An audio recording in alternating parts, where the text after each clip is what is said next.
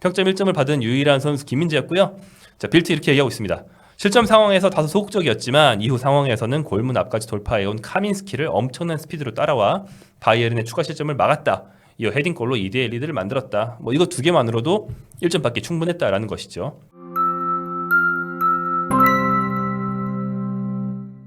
후반기 단 2경기만에 MOM을 차지한 김민재. 과연 그의 활약이 더 빛난 이유는 뭘지, 그리고 이번 활약을 통해서 후반기 바이에른 뮌헨의 주전 센터백 자리를 쟁취할 수 있을지 한번 알아보는 시간, 심층 분석해보는 시간 갖겠습니다. 안녕하세요. 김민재 선수 얘기를 주로 전해드리고 있는 빡기자입니다. 바이에른 뮌헨의 후반기, 분데스리가의 후반기가 시작이 된 지 얼마 안 됐고요. 자, 이 경기는 15일 새벽에 열렸고요. 이 경기의 켈른전의 내용과 결과 또 분석 내용을 통해서 후반기가 어떻게 전개될지 한번 알아보는 시간 가져보겠습니다. 라인 에네르기 슈타디온 독일 켈른 지역에 있는 경기장에서 열렸고요. 켈른 원정이었습니다. 분데스리가 17라운드에서 바이에른이 켈른의 3대1 승리를 거뒀습니다. 그러면서 분데스리가 전반기 역대 최고 성적을 달성한 바이에른 뮌헨인데요. 분데스리가가 34라운드 일정이기 때문에 17라운드면 자신을 제외한 모든 팀과 한 번씩 다 붙어서 딱 절반을 치른 그런 시점입니다. 근데 바이에른이 15승 2무 패가 없고요. 15승 2무예요. 미친 성적인데, 그러면서 골득실이 플러스 53입니다. 이게 기존 기록이 과르디올라 감독이 바이에른에서 세웠던 13-14 시즌의 승점 47, 골득실 플러스 35랑 비교해도 더 높거든요. 그렇기 때문에 역대 최고 전반기 성적을 경신했습니다. 근데 골득실이 플러스 53이라는 게 좀 이상하지 않아요? 플러스 뭐 10, 20도 아니고, 그게 득점이 너무 많아서 그런 건데 17경기 66득점을 했습니다. 경기당 평균 3.88 득점이에요. 말이 안 되죠? 진짜 골 많이 넣는 팀들도 시즌으로 치면 2점 몇 하다가 3 가까이 가면은 진짜 미친 거고 3이 넘는 경우는 없거든요. 근데 반 시즌 했는데 벌써 3.88. 아마 이번 시즌 3이 넘지 않을까. 돌아버린 그런 바이에른의 공격력이고요. 전반기 17경기 중에서 0득점 경기 없었고요. 정말 놀라운 건 1득점 경기도 없었어요. 모든 경기에서 2득점 이상을 했고, 진짜 많이 넣으면 8, 6 막 이렇게 넣는 바이에른의 전반기였습니다. 그러나 이번 켈른전 전반기 17경기를 통틀어서도 가장 어려운 경기 중에 하나였거든요. 3대1로 두 골차 승리를 하긴 했지만 굉장히 어려웠던 경기였습니다. 왜 그랬는지 알아보겠습니다. 자, 보여드리는 현지 기사 제목을 봐도 바이에른의 힘겨운 승리라고 써있는 걸 알 수 있는데요. 왜 그렇게 힘들었는가? 이번 경기에서 그 로테이션 시스템을 일부 가동하긴 했지만 대부분 주전이었습니다. 근데 뭐 로테이션으로 일부러 굴린 게 아니고 부상으로 빠져야만 했던 주전 선수 요주와 키미히가 있었습니다. 이 플레이메이커 키미히의 발목 문제로 2경기 연속 결정했는데요. 이 앞선 경기는 키미히의 후계자라고 할 수 있는 독일 대표 유망주 미드필더 톰 비쇼프가 대신에 공백업을 잘 해줬습니다. 이번 켈른전은 투박한 선수 레온 고레츠카가 키미히 자리에 나왔는데, 와, 빌드업 구조가 거의 망가져 있더라고요. 고레츠카가 잘하는 날도 있어요. 근데 이날은 아니었고요. 공격형 미드필더 자리에 투박한 세르주 그나브리가 나오면서 고레츠카와 그나브리가 거의 블랙홀처럼 공이 들어가면 나오지 않는, 빌드업이 끊겨버리는 그런 모습을 계속 보여줬고, 이게 상대가 수비가 안 좋으면 물론 그렇게 해도 바이에른이 뚫고 들어갈 텐데 켈른이 중원 압박이 상당히 좋았습니다. 그래서 이 지역을 뚫지 못하는 모습이었고요. 어느 때보다 중원에 패스미스가 많아서 끊기고 역습을 맞는 경우도 많았던 그런 바이에른의 경기였습니다. 또한 경기가 운영이 안 되는 날은 앞서도 많았지만, 그럴 때 바이에른의 대승을 이끌어준 선수가 보통은 마이클 올리세, 해리 케인, 이 월클 듀오, 키커 기준 WK를 받은 단 2명의 선수가 모두 바이에른에 있거든요. 이 월클 듀오였는데요. 이번 경기는 둘 다 컨디션이 안 좋았어요. 올리세는 돌파에 거의 실패했고요. 케인은 전방에서 잘 비비지 못하고 후방에서 배급 위주로 플레이했습니다. 결과적으로 두 선수가 각각 어시스트와 기점 패스는 했지만 개인적인 파괴력을 못 보여준 이번 시즌 드문 경기였습니다. 그러면서 아마 지쳐서 그랬던 것 같은데요. 키미히가 맡아준 바이에른의 시스템, 그리고 올리세가 맡아온 바이에른의 개인 파괴력, 둘 다 잃었다 보니까 고전할 수밖에 없었던 것이죠. 이런 경기에서 더욱 중요했던 건 수비진의 활약이었습니다. 켈른의 위협적인 속공이 여러 번 있었는데 이걸 견뎌내야 했던 센터백들의 기량 굉장히 중요했고요. 요나탄 타 쪽에서 한번 뚫려서 1실점을 내줬지만 나머지는 김민재가 거의 다 처리했다. 특히 후반 11분 김민재 전매 특허 수비가 부활한 굉장히 반가운 장면이 있었는데요. 타가 상대 공격수를 잡고 있었고, 근데 공격수가 아니고 공격수 머리 뒤를 넘겨서 바이에른 수비 배우로 패스가 들어가고 그걸 쾰른의 중앙 미드필더인 발빠른 카민스키가 전속력 질주하면서 받았습니다. 여기서는 이제 축구인들 은어로 통짜 완전 수비 배우 침투에 성공했어요. 그러면서 노열을 해서 돌진하고 있었거든요. 김민재가 몇 미터 뒤에서 출발했음에도 불구하고 전속력으로 따라와서 슬라이딩 태클도 아니에요. 미친 듯이 따라와가지고 어깨를 넣어서 공을 싹 뺏어버렸어요. 그리고 그냥 패스, 쇼패스로 안전하게 빌드업. 이렇게 해서 김민재가 상대 역습을 없애버렸습니다. 김민재 전매 특허 몬스터 수비가 잘 나온 그런 상황이었고요. 그 밖에도 뭐 상대 크로스를 거의 발리슛처럼 공중으로 날아서 걷어낸다든지 헤딩을 따낸다든지 누가 봐도 잘하는 눈에 띄는 좋은 수비를 많이 했습니다. 그러니까 사실 김민재 선수가 잘할 때도 전술적으로 열심히 하는데 조금 뭐 보기에 불안해 보인다든지 이러면 감독은 만족해도 현지 매체들이 느낌이 불안한데 이러면서 평점 깎고 막 이런 경우들이 있는데 이번 경기는 그냥 비경기인이 봐도 잘해 보이는 경기였다. 평점이 잘 나올 걸 예상할 수 있었죠. 김민재 골까지 넣었습니다. 올리세 선수와 그나브리 선수의 루트가 한번 작동하면서 일단 동점을 만들었고요. 역전을 김민재 선수가 만들어냈는데요. 코너킥에서 바로 올리지 않고 땅볼 패스 후에 루이스 디아스가 크로스를 합니다. 이거를 이토 히로키가 헤딩으로 돌려줬고 이토 히로키가 파포스트에서 헤딩으로 떨굴 때 이미 상대 골키퍼는 위치를 잃었습니다. 이때 김민재가 빈 골대에 헤딩을 밀어 넣으면서 득점을 합니다. 그리고 교체 투입된 레나르트 칼의 쐐기골로 교체 카드까지 적중하면서 바이에른이 3대1 역전승을 거뒀습니다. 이번 경기 전술적으로 말할 수 있는 거는 이토의 활용법인데요. 이토 히로키가 이날만 그런 게 아니고 요즘 쭉 풀백으로서 좀 재밌게 활용되고 있습니다. 센터백과 풀백을 오갈 수 있는 비교적 장신 풀백이지만 발재간이 막 좋진 않다. 이게 이토인데 전술 지능이 좋거든요. 그래서 마치 아스널에서 칼라피오리나 이런 원래 센터백인 선수를 풀백에 놓는데 그게 수비형 포터백이 아니고 막 공격에 올라가고 그러잖아요. 그것처럼 이토 히로키가 굉장히 안쪽으로 자리를 잡아서 슛을 때린다든지 이런 상황이 많이 나옵니다. 그래서 인버티드 풀백으로 기용되는 이토 히로키라고 할 수 있는데 이토는 킥이 좋고 그 다음에 말씀드린 것처럼 전술 지능이 좀 괜찮아요. 그래서 이 두 가지 장점을 잘 활용하고 있는 모습이다. 부상에서 돌아온 뒤에 딱 249분 뛰었는데 벌써 2도움을 기록했고요. 거의 도움이 될 뻔했다든지 이토의 패스가 왔다 갔다 하고 골이 됐다든지 이런 키패스나 기전 패스도 많고 슛도 풀백치고 많이 하는 편입니다. 그래서 이토 활용법 상당히 재밌고 또 김민재랑도 호흡이 괜찮아요. 이번 골 도움 합작한 것도 한일 듀오의 합작이라고 할 수 있는데 역대 최고의 한일 수비 듀오가 되는 게 아닌가 생각이 됩니다. 일단 역대 한일 수비 듀오가 유럽에서 결성된 것 자체가 극히 드물고요. 일단 센터백 아시아 센터백 자체가 거의 없다 보니까 그 다음에 바이에른 같은 최상위권 팀에서 괜찮은 경기, 좀 비중 있는 경기에서 김민재, 이토가 같이 활약한다? 그런 경우는 역대 본 적이 없거든요. 좀 아주 높지 않은 빅리그 중위권 팀 정도에서 우리가 한일 듀오들 많이 봤죠. 지금도 마인츠의 이재성, 산호가 이슈 굉장히 좋은 호흡 보여주고 있고요. 아마 김민재, 이토의 부상이 제일 문제예요. 경기력보다는. 이번 시즌 말까지 꾸준히 쭉 뛰면서 호흡 몇 번 맞추면 역대 최고의 한일 듀오가 될 수도 있지 않을까 생각합니다. 김민재 선수에 대한 현재 반응 간단하게 보면요. 공식 맨 오브 더 매치로 김민재가 선정이 됐습니다. 이번 시즌 처음 선정된 걸로 알고 있고요. 이건 경기 막판부터 공식 중계 아예 떠 있죠. 투표하세요. 이 QR코드 찍어서 투표하세요 떠 있거든요. 그래서 팬투표로 진행이 되는데 30%를 득표하면서 이번 경기 MOM을 먹었습니다. 그러면서 MOM 먹은 선수는 늘 올라오게 돼 있는 게 바이에른 뮌헨 공식 소셜미디어 X에 셀카가 올라오기도 했고요. 거기에 이제 팬 반응들이 있을 텐데 김민재 선수에 대한 팬 반응이 사실 좀 험악한 날도 있고 저 못한다 빼버려 이런 것도 있고 특히 이제 온라인 팬덤이라는 게 익명성이다 보니까 인종차별이 많거든요. 제가 차마 입에 담기 싫은 근데 이날은 당연히 잘했기 때문에 그런 거 하나도 없고 몬스터 이러면서 받을만 했다 이런 반응들이 굉장히 많았습니다. 아주 흐뭇했고요.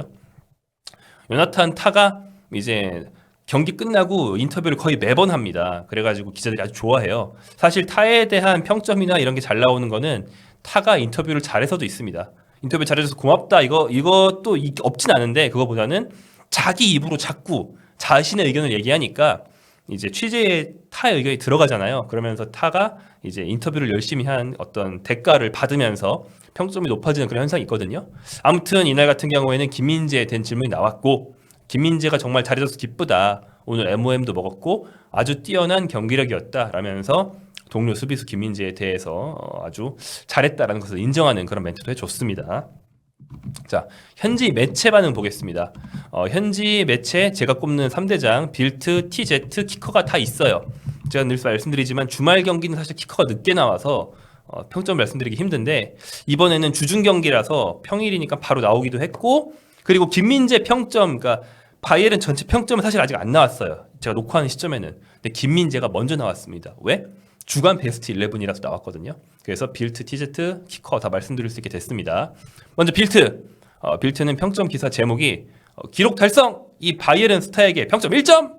이라고 좀 호들갑스러운 제목을 달았는데, 기록 달성은 말씀드린 것처럼 전반기 최고 승점 및 골득실을 말하는 거고요. 이 바이에른 스타라면서 누군지 안 가르쳐주는 그런 제목 쓰는 기술을 활용하고 있다는 거 볼 수 있습니다. 평점 1점을 받은 유일한 선수 김민재였고요. 자, 빌트 이렇게 얘기하고 있습니다. 실점 상황에서 다소 소극적이었지만 이후 상황에서는 골문 앞까지 돌파해온 카민스키를 엄청난 스피드로 따라와 바이에른의 추가 실점을 막았다. 이어 헤딩골로 2대1 리드를 만들었다. 뭐 이거 두 개만으로도 1점 받기 충분했다라는 것이죠.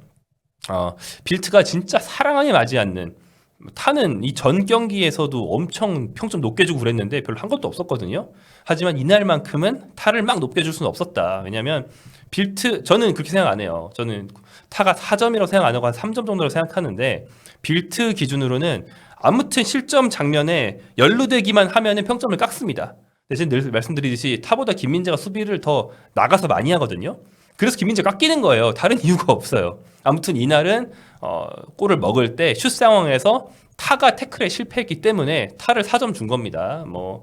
어쩔 수 없는 거죠. 타를 좋게 주고 싶어도 이날 좋게 줄 수가 없는 그런 경기였습니다. 자, 67분에 교체 아웃된 타에 대해서 빌트는 0.1 실점 상황에서 매우 불운했다. 수비를 전혀 해내지 못했고 정확도가 떨어지는 패스와 실책도 있었다. 이번 시즌 보여주는 모습은 이 경기보다 훨씬 낫다라면서 오늘은 4점 주지만 얘 원래 더 잘하는 거 알지? 라고 얘기하고 있습니다. 해리케인에게 4점을 준 게 좀 특이한데, 그러니까 빌트가 특이하다는 게 아니고 이 경기 해리케인은 누가 봐도 4점이 많이 나왔어요. 근데 이제 케인이 4점 잘 안 나오는데 나왔다는 게 좀 특이한 점이고요. 잘 보이지 않았다라는 평가를 받았습니다.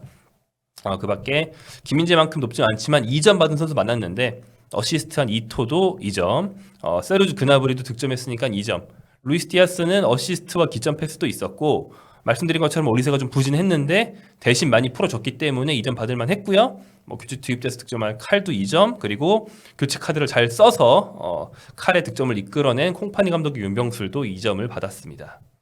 다음으로 현지 매체, 바이른에 대한 취재력과 분석에 대한 관점 모두 상당히 괜찮아서 전국지가 아니고 지역지지만 저희가 중점적으로 전해드리고 있는 매체 중에 하나죠. TZ입니다. 김민재 역시 1점을 받았습니다. TZ는 이렇게 얘기를 하고 있는데요.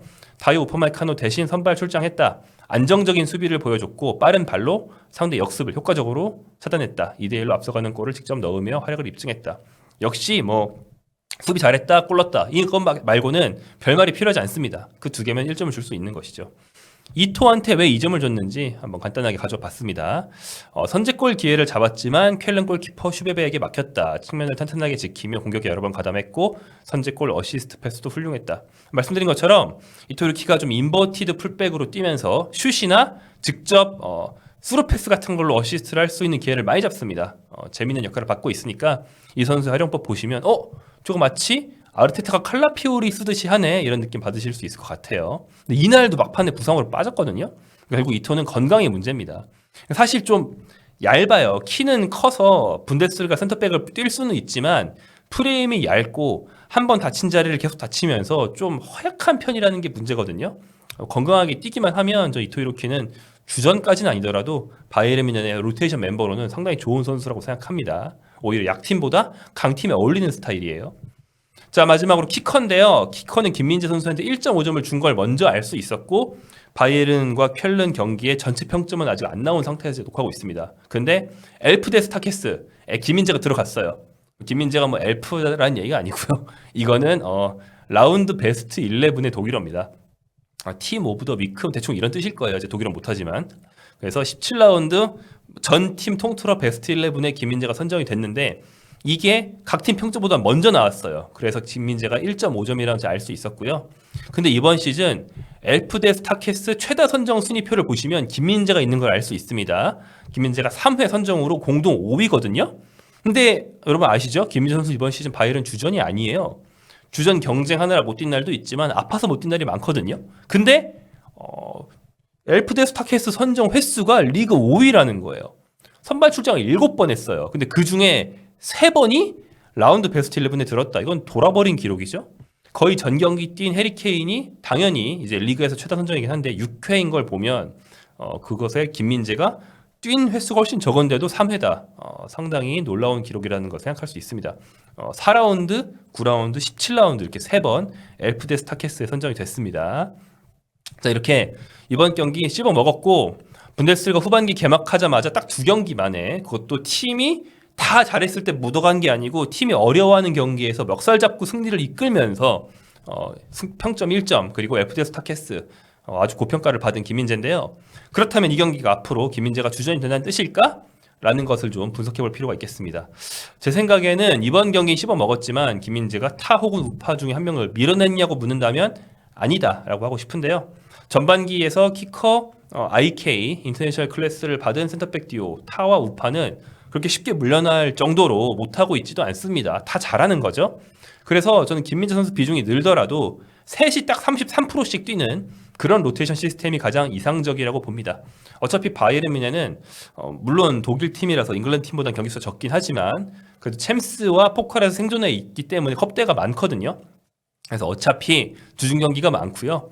주중 주말 막 지난 시즌에 발목 건염, 아킬레스 건염이 있는데도 3, 4간격으로 경기 뛰다가 몸 나갔잖아요. 망가졌거든요. 그러느니 요즘에도 잔부상 조금 있는데 일주일에 한 경기 아니면 뭐 2주에 3경기? 아니죠. 3주에 2경기 이 정도 뛰는 게 저는 이상적이라 생각합니다. 바로 요 전 경기도 겨울 휴식기 이후 첫 경기도 근육의 가벼운 문제로 결장했는데 저는 결장했다길래 이거 뭐 몸이 너무 자주 아픈데 걱정했거든요. 근데 바로 다음 경기 이번 경기 보세요. 몸 상태 엄청 프레시했어요. 진짜 이번 시즌 김민재 중에 가장 프레시한 아주 상쾌한 그런 주력과 순발력 볼 수 있었거든요. 그런 거 보면 역시 종종 쉬는 게 맞다 이런 생각이 듭니다. 이렇게 몸 안 좋으면 쉬고 뛸 때는 100%를 발휘하는 게 이득이라는 거죠. 또한 김민재 흔들기가 조금 잠잠해지는 중이라는 점을 아울러 말씀드릴 수 있겠는데요.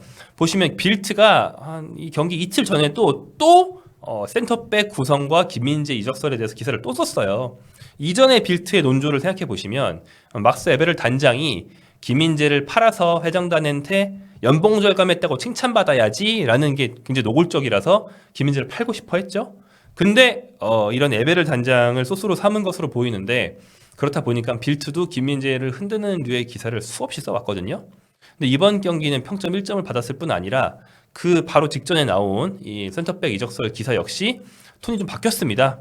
보시면 이런 내용이에요. 바이에른은 우파 재계약을 비롯해서 타 김민재, 스타니시치, 이토 중앙 수비진이 탄탄하므로 다른 수비수 영입을 적극 추진하지 않고 있다. 김민재가 떠나고 싶어 한다면 달라지겠지만 현재는 그런 움직임이 없다. 그래서 김민재가 만약에 잘하고 다 남는다면 바이에른은 요즘 화제가 되고 있는 뭐 슐로터백 또는 마크 게히 둘 다 별로 살 생각이 없다. 안 사도 된다. 라는 게 이 기사의 논조입니다. 막스 에벨 단장의 어떤 의중을 상당히 충실히 반영해온 빌트의 보도 방향을 생각한다면 에벨이 지금 게히를 꼬시려고 막 전화한다는데 근데 안 나가면 안 삼 그리고 있는 선수도 다 잘함 이러는 이 빌트의 논조는 상당히 바뀐 거거든요. 그래서 앞으로도 계속 바뀌었으면 좋겠어요. 한번 바뀌었다가 다음 주부터 또 김민재 흔들 수도 있는 건데 안 그랬으면 좋겠고요. 밖에서 흔드는 그런 소리가 들어가는 것도 김민재 선수의 남은 시즌 상당히 호재라고 할 수 있겠죠. 왜냐면 빌트가 계속 그렇게 쓰면 빌트가 아무튼 제일 많이 팔리는 신문이고 전국 타블로이드 1등이거든요. 그리고 빌트는 다른 나라 타블로이드랑 좀 다른 게 정치권이나 이런 데서도 약간 눈치를 봅니다. 왜냐하면 그 거대 미디어 그룹의 일원이라서 그냥 빌트 하나만 쟤네들 자극적으로 쓰네 이런 게 아니고 파워가 상당해요. 그런 매체이기 때문에 빌트가 맨날 김민재 좀 불안함 이런 거 계속 쓰면 독자들이 그렇게 생각할 수 있거든요. 그런 게 이제 독일 매체 환경인데 이번 정도만 써줘도 저는 상당히 만족합니다. 자, 다음 마지막으로 김민재 선수의 입지와 바이에른의 후반기 전망에서 중요한 거 부상자들의 복귀입니다. 장기 부상을 당해 있었던 알폰소 데이비스와 자말 무시알라. 이제 데이비스는 레프트백, 무시알라는 공격형 미드필더죠.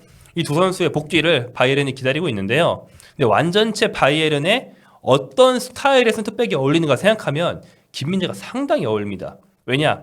알폰소 데이비스 레프트백인데 오버래핑을 미친 듯이 하고 스피드가 빠르죠. 그래서 그 배후에 광활한 공간을 잘 커버할 수 있는 발 빠른 수비수가 있으면 좋다. 이게 하나 있고요. 둘째, 자말 무시알라랑 김민재가 지난 시즌 기억하실 수도 있는데 호흡이 유독 좋았습니다. 왜냐면 김민재가 타 우파랑 빌드업이 좀 달라요. 우파는 발재간이 유려해서 끌고 올라간 다음에 주는 걸 굉장히 잘합니다.